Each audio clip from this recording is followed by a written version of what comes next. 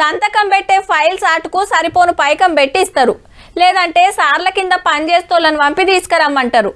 ఆఫీస్లో 4 గోడల నడుమ ఎవ్వరు చూడకుండా చెప్తారు. రిస్క్ అనుకుంటే ఫోన్పే గూగుల్ పే చేస్తారు. ఏదన్నా వస్తువులు కొని గిఫ్ట్ కింద ఇంటికి పంపిస్తారు. అట్లా కూడా తెలియాల్సిన వాళ్ళకు తెలిస్తే కష్టమే. కానీ గీ సార్కు గవ్వేం లేనట్టున్నాయి అబ్బా.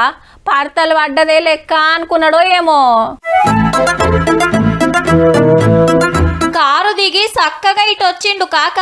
గీసారి వెనకెమ్మటి పోగానే కాగితంలో మలిసిన 500 నోట్ల కట్ట చేతిలో పెట్టిండు.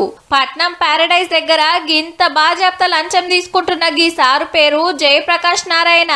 సంగారెడ్డి జిల్లా జిన్నారం ఆరై గడ్డపోతారం అనే ఊర్ల అసైన్డ్ భూమిలో వీళ్ళు రూల్ తప్పి ఇల్లు కడుతుంటే పర్మిషన్ ఇస్తానికి 2 లక్షలు అడిగిండట. ఊర్లో ₹1,00,000 ఇచ్చి కడమ పైకం హైదరాబాద్ పిలిపించి ఒప్పచెప్పిండ్రట. లంచం ఇస్తే రూల్ తప్పి కట్టిన పర్మిషన్, లేకుంటే అన్ని కాగితాలు కరెక్ట్ గున్నా కూలగొట్టుడేనట. గట్ల నష్టపోయినోళ్ళు ఎవరో సారు భాగోతం బయటేద్దామని సీక్రెట్ గా వీడియో తీసి సోషల్ మీడియాకి ఎక్కిస్తే తహసీల్దార్ సార్ కు తెలిసి ఎంక్వైరీ చేపిస్తుండు.